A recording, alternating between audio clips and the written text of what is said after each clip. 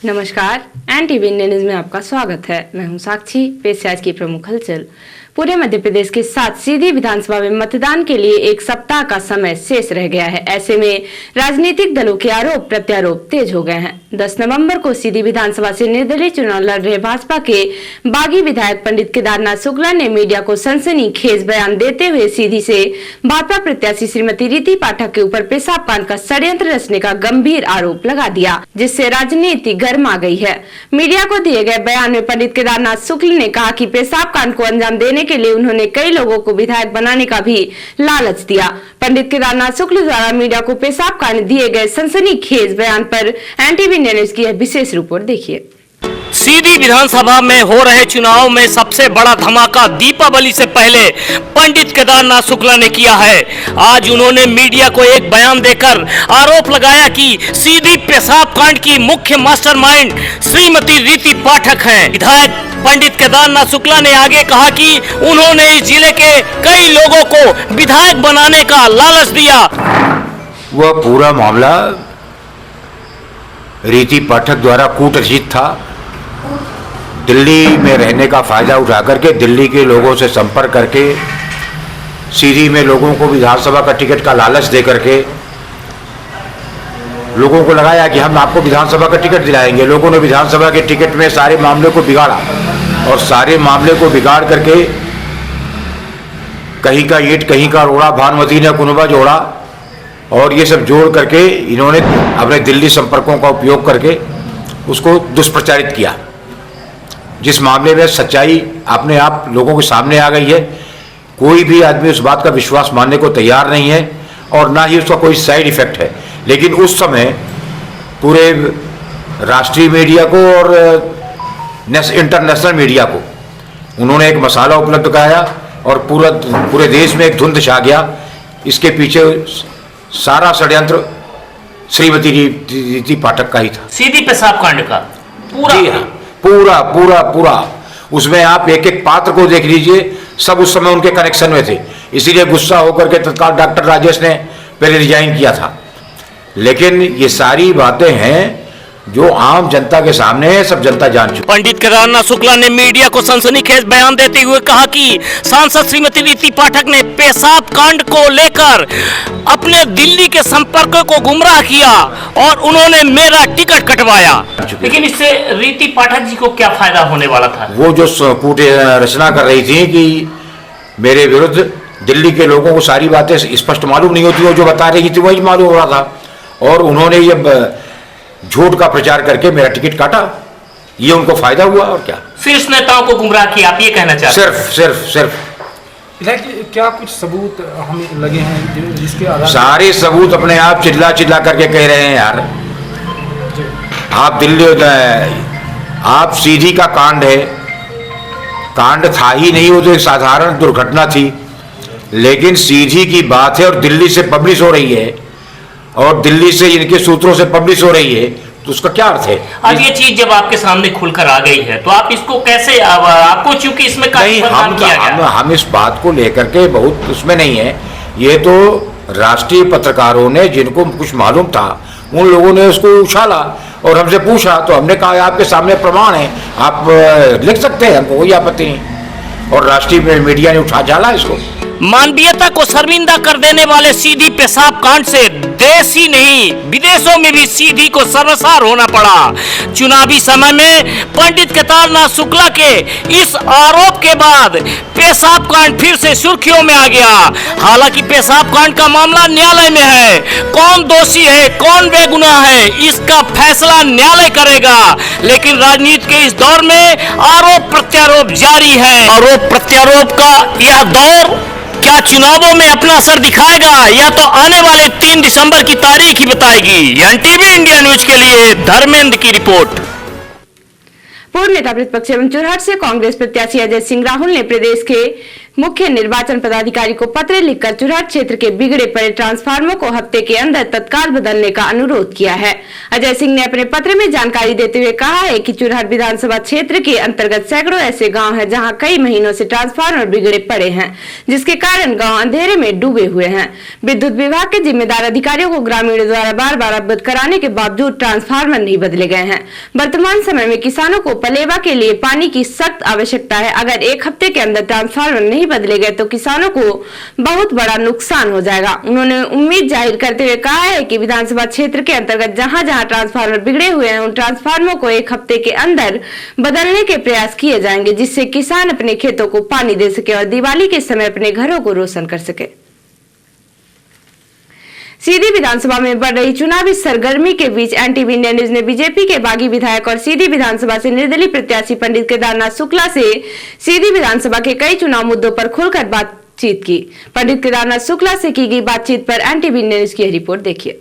वर्ष 2023 के विधानसभा चुनाव में मध्य प्रदेश में 230 सीटों पर चुनाव हो रहे हैं। पूरे मध्य प्रदेश में चुनाव है, लेकिन सीधी विधानसभा सीट बहुत ही खास है।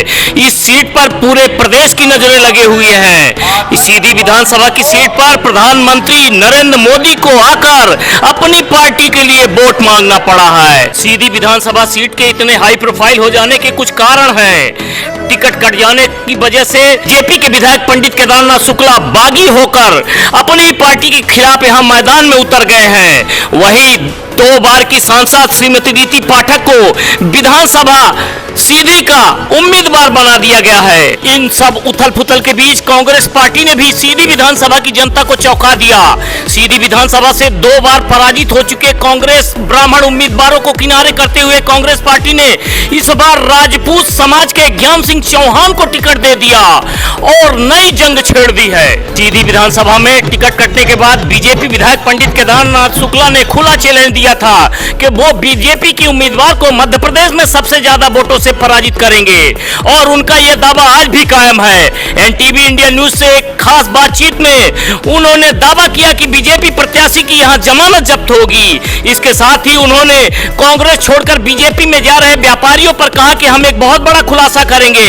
सीधी विधानसभा चुनाव की तपिश बहुत तेज हो चुकी है। आज हमारे सामने फिर से विधायक पंडित केदारनाथ जी शुक्ला है जो हमारे कुछ सवालों का जवाब देंगे। सम्मानीय विधायक जी, 1 सप्ताह बचे हैं चुनाव को, ऐसे में लड़ाई की शोर जा रही है। जनता का क्या रुझान समझ में आ रहा है, क्या मुद्दे हैं? जनता का रुझान ऑटो रिक्शा के साथ है और मेरे साथ है। हम विजय श्री की ओर बढ़ रहे हैं जी। सीधी विधानसभा क्षेत्र में अब शब्दों के बाण बहुत तेज हो गए हैं। कीड़े मकोड़े और बटकटवा जैसे शब्दों का अमर्यादित तरीके से उपयोग होने लगा। इस पर क्या कहना चाहेंगे राजनीति के स्वरूप पर? उनके बुद्धि पर तरस आता है। आपके चुनाव लड़ जाने के बाद बीजेपी से आपको जब पृथक किया गया, उसके बाद कई कांग्रेसी कार्यकर्ता जो पूर्व में बीजेपी में थे वो अब फिर से बीजेपी में लौट गए। उनको क्यों सहज लग रहा है आपके हटने के बाद अब बीजेपी में जाना? क्या ऐसी वजह हो सकती है? कुछ लोगों को भुतहा घर पसंद होता है और भुतहा घर में वो अपना जादू टोना करेंगे जो भी करेंगे। इसके पीछे मकसद क्या है? कह रहे हैं कि व्यापारी चले गए, व्यापारी चले गए। क्या वाकई में व्यापारी गया है? कौन व्यापारी गया है?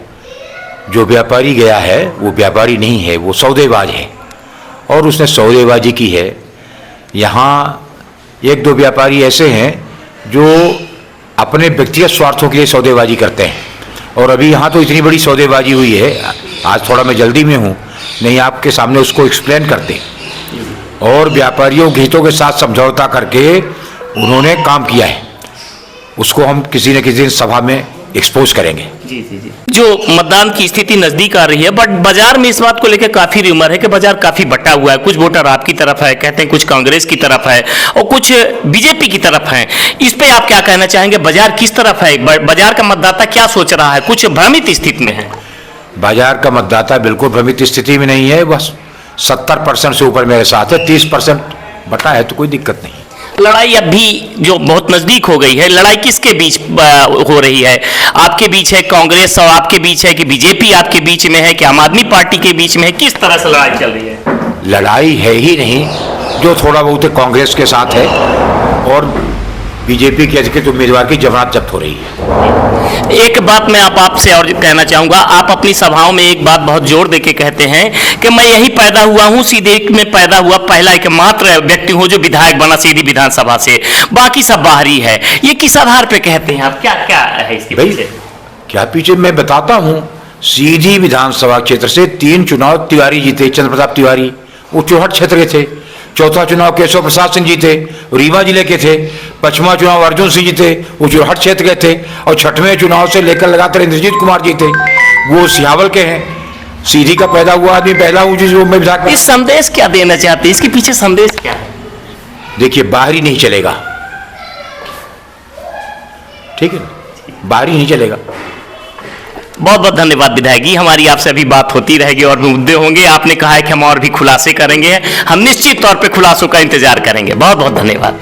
एनटीवी इंडिया न्यूज के साथ बातचीत में बीजेपी के बागी विधायक पंडित केदारनाथ शुक्ला ने कहा है कि सीधी विधानसभा में बाहरी प्रत्याशी नहीं चलेगा।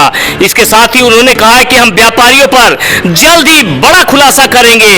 जो व्यापारी नफे नुकसान के लिए इधर उधर जा रहे हैं उनका चिट्ठा खोलेंगे। एनटीवी इंडिया न्यूज के लिए धर्मेंद्र की रिपोर्ट। भारतीय जनता पार्टी की सीधी विधानसभा की प्रत्याशी एवं लोकसभा संसदीय क्षेत्र की सांसद श्रीमती रीति पाठक लगातार जनता जनार्दन के बीच पहुंचकर आशीर्वाद अर्जित कर रही हैं। इसी तारतम्य में ग्राम पंचायत क्षेत्र हड़बड़ो कोठार में संबोधित करते हुए भाजपा प्रत्याशी एवं सांसद श्रीमती रीति पाठक ने कहा कि भारतीय जनता पार्टी की सरकार गरीबों, शोषितों, वंचितों और समाज के अंतिम छोर में खड़ा व्यक्ति के जीवन स्तर को उठाने और उसके उत्थान में लगी हुई है। गरीब कल्याण योजना अंतर्गत गरीबों को मिलने वाला मुफ्त राशन इसी वर्ष के अंत में समाप्त होने वाला था, किंतु प्रधानमंत्री नरेंद्र मोदी ने गरीबों के कल्याण को देखते हुए इसे 2028 तक और आगे बढ़ाने का निर्णय लिया है, जिसका उपस्थित जन समुदाय ने रीति पाठक जिंदाबाद, नरेंद्र मोदी जिंदाबाद, भारतीय जनता पार्टी जिंदाबाद के नारों के बीच जोरदार तालियों से स्वागत किया।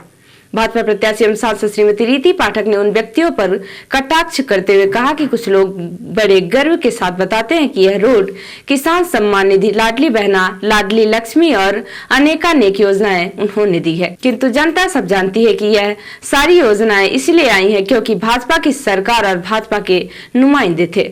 भाजपा जिला मीडिया प्रभारी सुरेंद्र दुबे ने बताया कि इसके पश्चात पथरौही, खोरी, मुड़िका, दुआरा कला, तेंदुआ, बेल्हा और खैरा में भाजपा प्रत्याशी एवं सांसद श्रीमती रीति पाठक ने जनता जनार्दन से आशीर्वाद मांगा।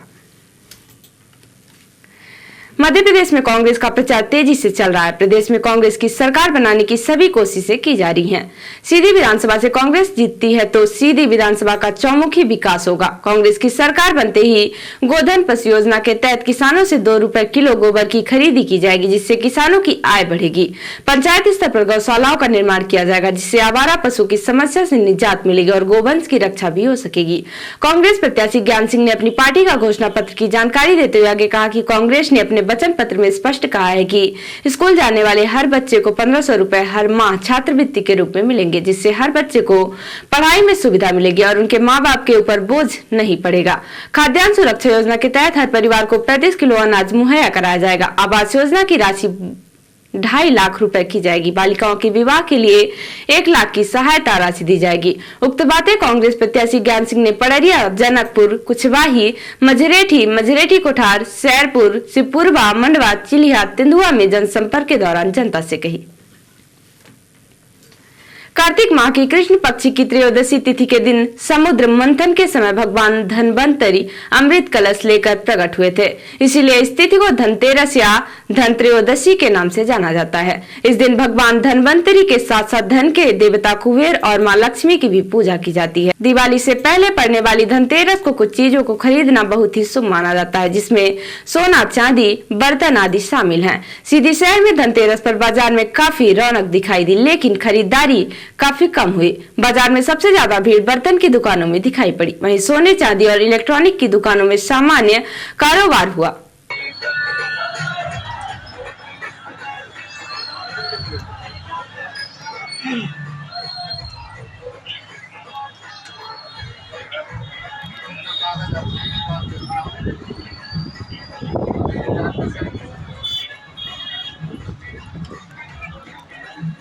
दीपावली के चलते इलेक्ट्रिकल्स की दुकान भी सज गई हैं और दुकानदार उपभोक्ताओं के लिए तरह तरह विद्युत उपकरण उपलब्ध करा रहे हैं। सीधी शहर के पालिका बाजार में दुर्गा इलेक्ट्रिकल्स में दीपावली पर तरह तरह की रंगीन बल्ब, LED, झालर, इलेक्ट्रॉनिक दीपक, प्रेस, गीजर, मिक्सर, ग्राइंडर के साथ सैकड़ों इलेक्ट्रॉनिक आइटम उपलब्ध कराए गए हैं, जिनको खरीदने के लिए उपभोक्ताओं की भारी भीड़ पहुंच रही है।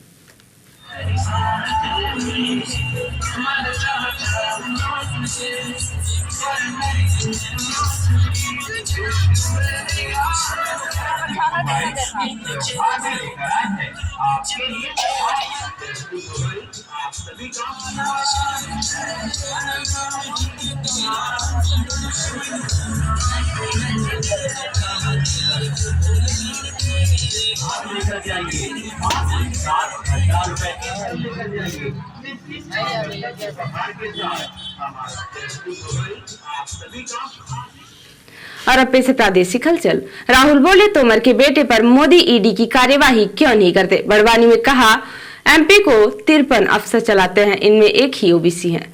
मंडला में प्रचार की जल्दी में दौड़े CM शिवराज लोगों से हाथ मिलाते मिलाते बेदौड़ते नजर आए।